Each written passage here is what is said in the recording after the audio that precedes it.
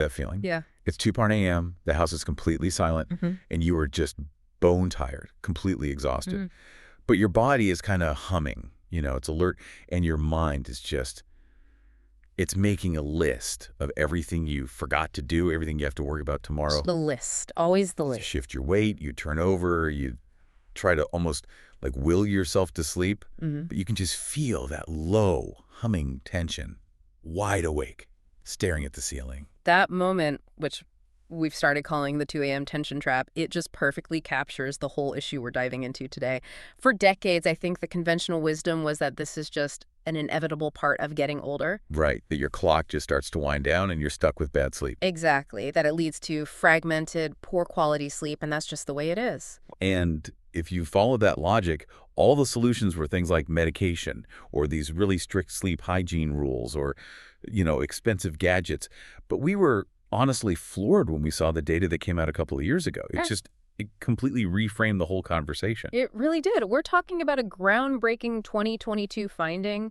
They used extensive physiological monitoring, and it revealed that the vast majority of older adults, we're talking over 70% of those past retirement age, 70%. they are not suffering from clinical insomnia because of, age-related decline. Their struggle is rooted in one key and often totally ignored factor: unreleased tension buildup in the nervous system. Let's just sit with that 70% number for a second because it fundamentally changes everything. Yeah. If you're struggling to sleep, it's not some irreversible biological thing. Yeah. You are just holding on to tension that your body hasn't been taught how to let go of. And that explains why the standard advice, it so often fails. If you're all wound up telling yourself, just relax, is completely useless. It's useless. Exactly. Conventional treatments, they often try to just override the system, right? Forcing sleep with a pill or trying to regulate a clock that's already off kilter. But the root cause isn't the clock. It's the lack of disengagement. Researchers in this study noticed this fascinating trend among the small group of older adults who did report consistent, restful sleep. They all kind of unconsciously practiced these specific, gentle pre-bed movements that were actively signaling safety and release to the deep brain. So the key distinction is that the body isn't just worn out, ready for rest. It's actually wound up. Wound up. Tightly coiled. Holding stress in the hips, the shoulders, the chest. And it never gets a chance to just dissipate. And that subtle, constant holding pattern is what keeps the alert system switched on. Yeah, I love that distinction. It's the difference between powering down a computer after you've closed all the programs versus just hitting the sleep button when you've got 40 apps running in the background. That's a great analogy. Being wound up means you need a soft reset, a real release, not a forced shutdown. And this wasn't just a theory they had. Yeah. They tested this rigorously. They took this sequence of gentle movements and built a whole clinical program around it. That's right. Over 1,000 seniors participated. They were taught this exact routine, and the results were, they were dramatic, undeniable. So what did they find? After only 2 weeks of doing this simple pre-bed sequence, and it takes less than 15 minutes, over 80% reported falling asleep faster. Wow. But more importantly, they said they woke up with significantly less stiffness and pain. And that's a huge indicator that the quality of their deep restorative sleep had radically improved. They weren't just drowsy, they were actually recovering. And this is where it gets really interesting for you listening at home. This whole approach is, it's completely accessible. It's all based on the body's natural mechanics. You don't need any equipment, no complicated yoga poses. It's just slow, simple, targeted movements you can do right in your bed or sitting on the edge of it. So our mission today is really to offer you a completely natural, mechanical way to restore your body's inherent sleep rhythm by going right to the source, that nervous system tension. Right. We're not offering a quick fix, we're offering a skill. And the deeper meaning here, which I think is so important, goes beyond just getting more hours of sleep. It's about restoring a sense of genuine peace. Yes. Right. Allowing your body the chance to really heal at a cellular level and reclaiming that feeling of safety and comfort in your own skin when the lights go out. The ability to switch off isn't a luxury. It's a basic requirement for health. And if we can reclaim that skill, we've just shifted the power dynamic entirely. We're no longer just, waiting for sleep to happen to us. Right. We are actively preparing the optimal internal environment for it to just arrive naturally. So that idea of creating the optimal internal environment, that brings us to the why. If it's not just about age, what is actually happening under the surface that makes sleep feel so so elusive after 60. What's the neurological shift? Well, it's often a very quiet beginning of a kind of neurological collapse. It's not a sudden event. The biggest change isn't in your brain's ability to make sleep hormones, but in your nervous system's ability to respond to calm. Ah. We have two main branches of our autonomic nervous system.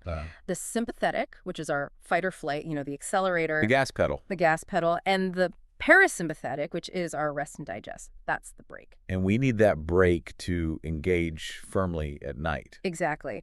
But after 60, often because of decades of accumulated, low grades, stress work, family, physical aches, just general pressure, that parasympathetic branch, the brake, it just stops responding as effectively. It's not broken, Jess. It's not broken. It's just habituated to a state of chronic low-level stimulation. So I can imagine someone listening, maybe they're retired and they're thinking, but my stress level should be lower now. I walk every day. My body should be ready to crash. And that's the core of the misunderstanding. It's the price of chronic stimulation.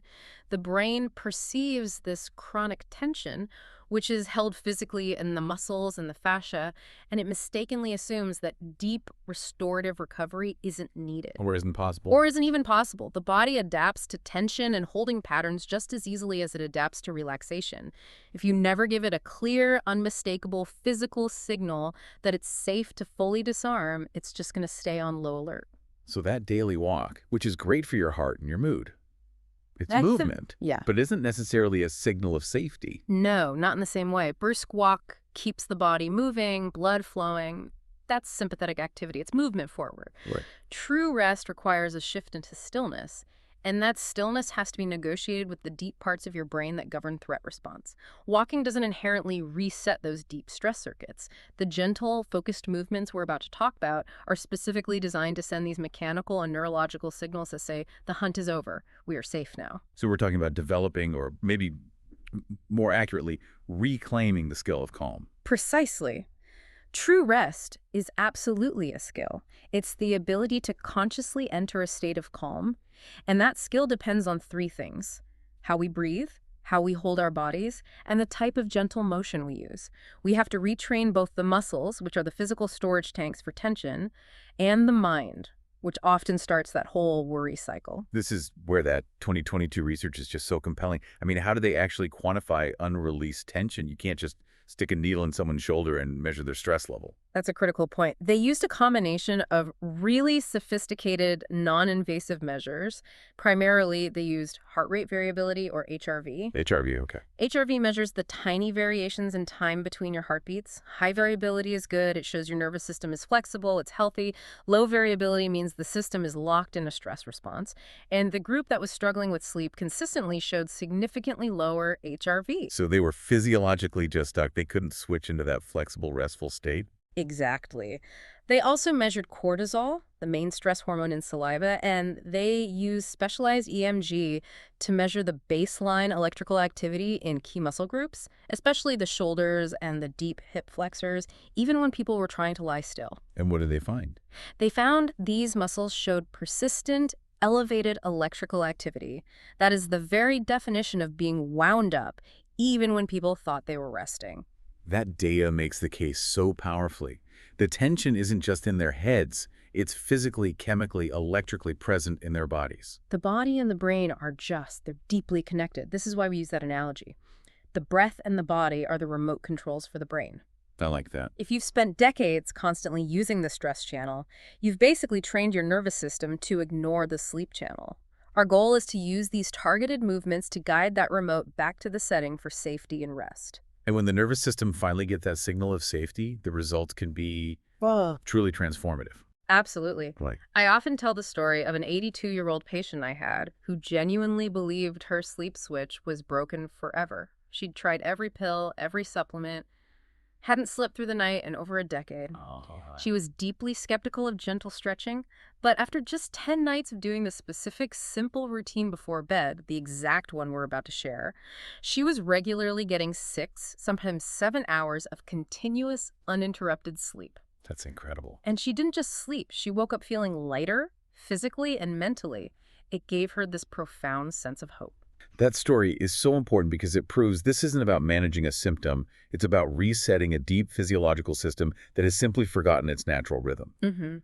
So let's begin that reset. If sleep doesn't start with a stretch, where does it start? Sleep doesn't begin in the body. It begins by calming the nervous system first. You can't stretch away panic, you know? Right. You need to address the alert system directly. And the fastest and most clinically proven way to do that is through the breath, specifically a technique known as box breathing. Box breathing. This is one of those concepts that has really crossed over, hasn't it? You see it in therapy for anxiety, but also with high-stress groups like Special Forces units. Right, and they aren't using it to, increase their endurance for battle. They're using it to instantaneously quiet the brain's threat response during moments of extreme stress. So what is it? How does it work? It's the ultimate tool for immediate self-regulation because it acts directly on your autonomic system. The method is simple. It's based on a perfect square rhythm. You inhale for 4 seconds, you hold your breath for 4, you exhale fully for 4, and then you pause for another 4 seconds before the next breath. So a 4 by 4 by 4 by 4 square, that deliberate paced rhythm sounds almost hypnotic. What's the physiological impact of imposing that structure on your breath? By imposing that structure, you are overriding the chaotic, shallow breathing that comes with stress, that rapid chest-based breathing that keeps your sympathetic system engaged. This 4-4-4-4 rhythm, it quickly and measurably slows the heart rate, it drops your cortisol levels, and it immediately starts to quiet those racing, fragmented thoughts of the 2 a.m. tension trap. So you're literally signaling to your body that the crisis is over. Without any external drug or gadget, you're flipping an internal switch. And the guidance here is key, isn't it? You're not forcing the air. It needs to be slow, quiet, gentle. We suggest doing this sitting on the edge of the bed, maybe with your hands on your lap, eyes softly closed. And here is the absolute crucial detail for maximal effect. You must feel the breath expanding into your belly, not just lifting your chest. This is where we engage the powerful vagus nerve. Okay, let's talk about that connection. We hear about the vagus nerve all the time now, but what role does breathing into the belly actually play in activating it? The vagus nerve is basically the superhighway of your parasympathetic nervous system. It runs from your brainstem all the way down to your abdomen, influencing your heart, your lungs, your gut.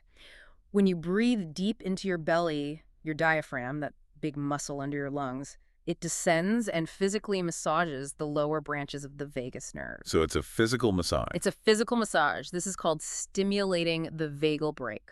So the physical movement of the diaphragm is what kicks off the chemical and neurological calm. Precisely. That physical stimulation sends an immediate, clear signal up to your brainstem.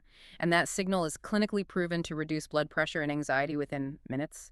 You are physically pulling your body out of fight or flight and into rest and repair. I really encourage everyone listening, just try this right now, even just 4 cycles.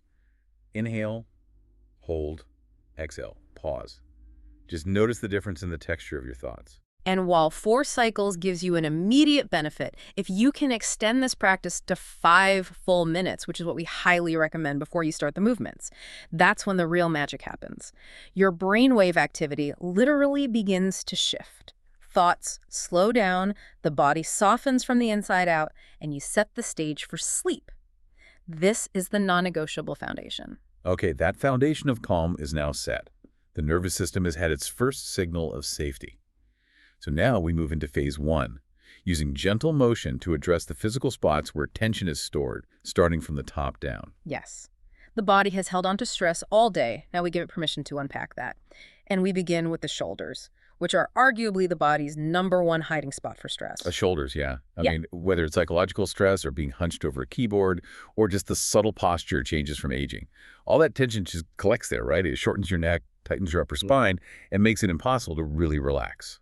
So our first movement is deceptively simple. Slow shoulder rolls, backward and forward. Deceptively simple. The simplicity is the genius. You stay seated on the edge of the bed, feet flat on the floor, hands on your thighs, and you just begin rolling your shoulders backward in a slow, full circle. We're looking for about 6 to 8 slow, full circles backward, and then repeat the same number forward. I can hear a skeptical listener now saying, I do shoulder rolls at my desk all day. How is doing 6 more before bed going to fix anything? What's the difference between a distracted desk roll and this? The difference is 3 things: intention, synchronization, and depth.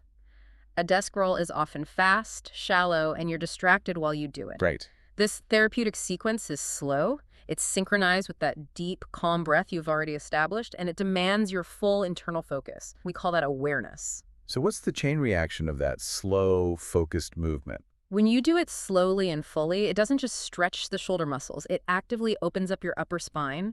It improves blood flow to your head and neck. And physically, it just makes lying flat on your back feel comfortable again instead of like you're fighting against gravity. So the goal is awareness, not aggression. You're not trying to force the stiffness out. Absolutely not. You are simply inviting the tension to release. Think of it like a soft dimmer switch. The more gently you move and the more you pay attention to the feeling, the deeper the nervous system trusts that signal. Once the shoulders have softened, we move inward with the bear hug. I find this movement so powerful because it just feels intuitively restorative. It has a physical component, but what's the deeper psychological thing at work here? The physical benefit is immediate, sure.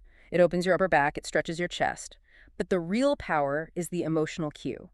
The act of crossing your arms and holding yourself, that classic embrace, is a powerful nonverbal signal that helps lower your circulating cortisol. It's a form of physiological reassurance. Exactly. It signals inherent internal safety to the nervous system. You are giving your body explicit physical permission to settle. That concept of permission really resonates. Is that effect mostly psychological, or does the physical posture of the bear hug literally trigger a chemical response? It's a beautiful combination of both. The physical act of compression and the tactile reassurance, it triggers the release of oxytocin, which is sometimes called the cuddle hormone. Right. And oxytocin is a powerful chemical antagonist to cortisol. So yes, the posture literally helps trigger a chemical calming response. So how do we do this one effectively? You can stay sitting upright or maybe lean back a little against your headboard. Gently cross your arms across your chest. Let's say left arm over right to start. Hold your shoulders. Take a slow, deep breath in. Okay. Then, as you exhale slowly, just let your elbows gently draw in closer toward your center. Hold that gentle squeeze and just keep breathing for about 20 seconds. So it's about the gentle squeeze and the deep breath, not trying to force your arms around your back. Exactly. Reconnection over range. The message is, we are safe. We can let go now. After 20 seconds, you switch which arm is on top and repeat. You might even notice one side feels tighter, which just shows you where you hold your tension. It's amazing how these movements work with the body. Okay, so we've calmed the system, we've softened the upper body, now we're ready for the full transition. Now we shift fully to the horizontal plane. Shifting gears, fully, lying down. That's a powerful cue in itself. Just the act of lying flat helps the nervous system transition towards sleep. Absolutely. When you lie down, your whole spine gets a break from gravity.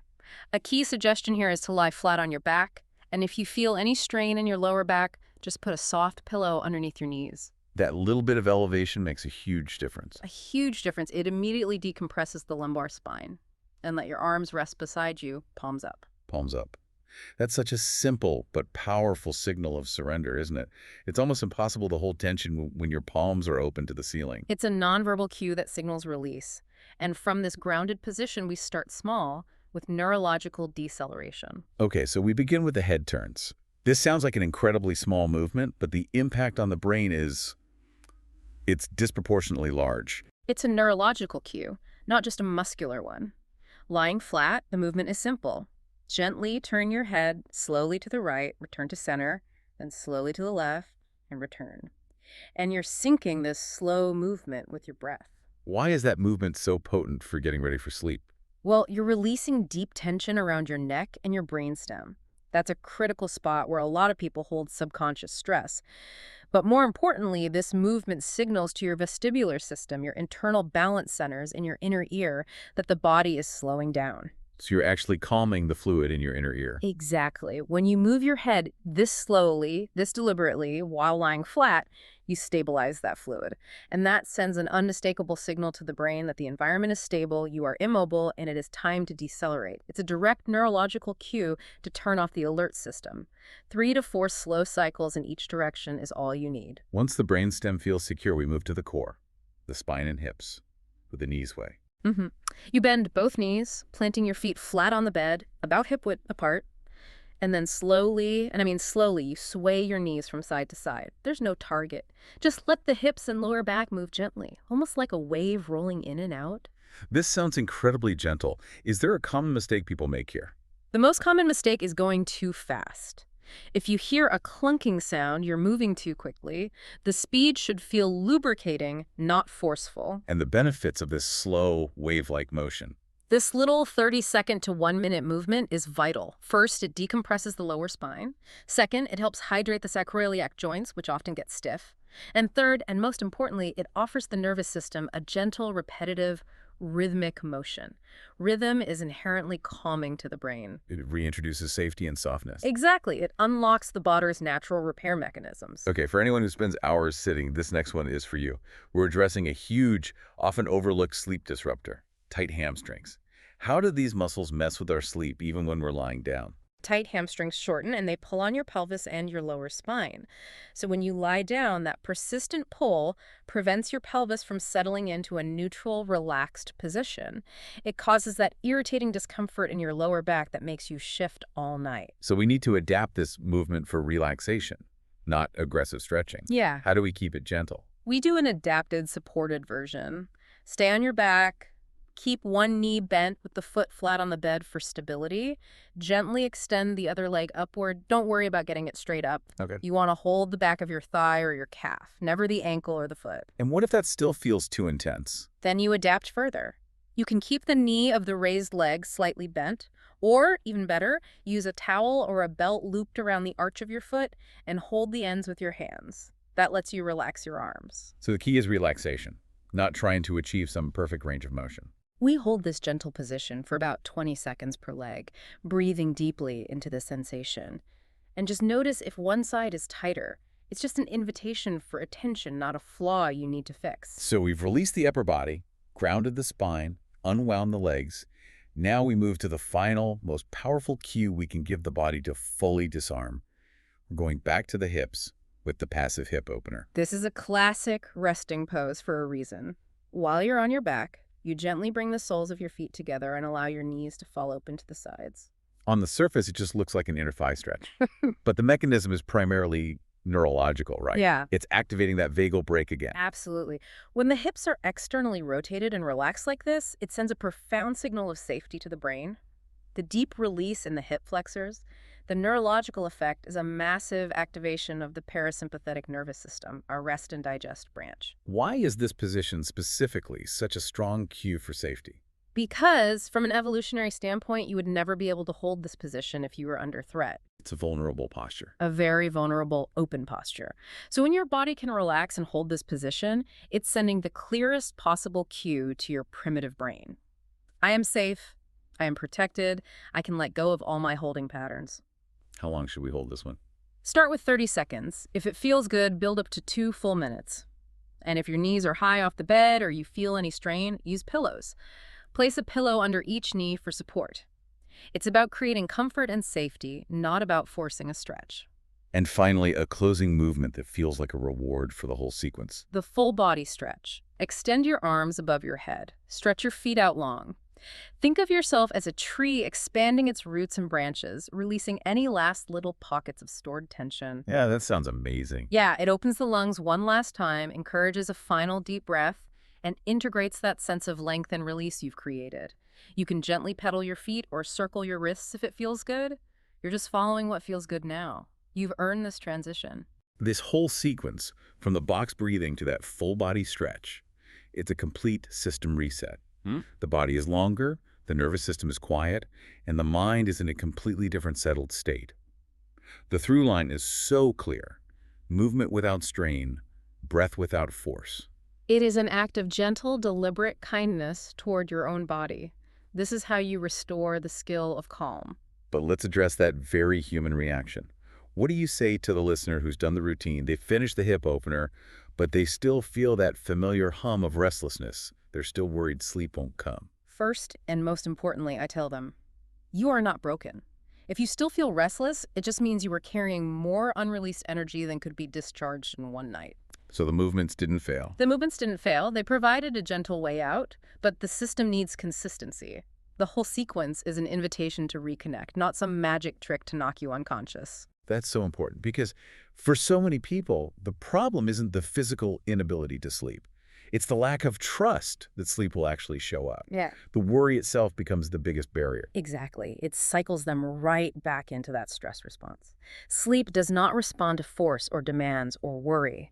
It only responds to permission and safety.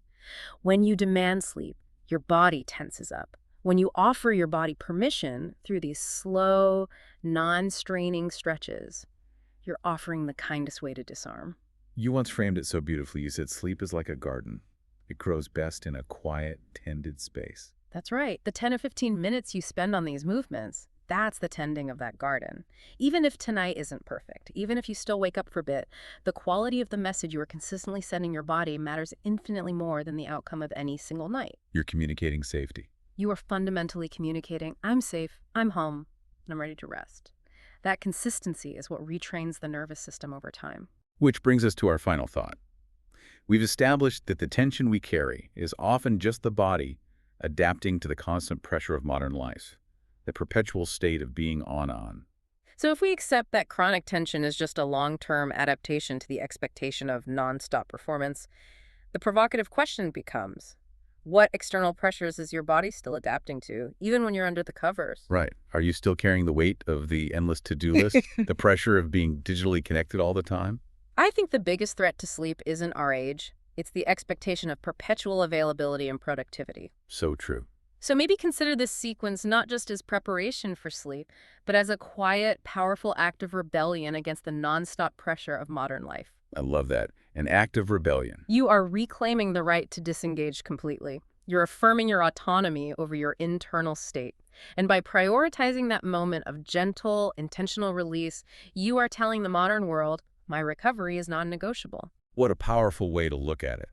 Thank you for giving us the tools to not just manage sleeplessness, but to truly restore our body's natural rhythm. This isn't just about sleeping better, it's about living better. It was my pleasure. The power is really in the simplicity and the consistency of these gentle movements. So to everyone listening, remember that the 2 a.m. tension trap is entirely reversible. Yeah. Start tonight, give your body that permission, and reclaim your peace. We appreciate you diving deep with us today.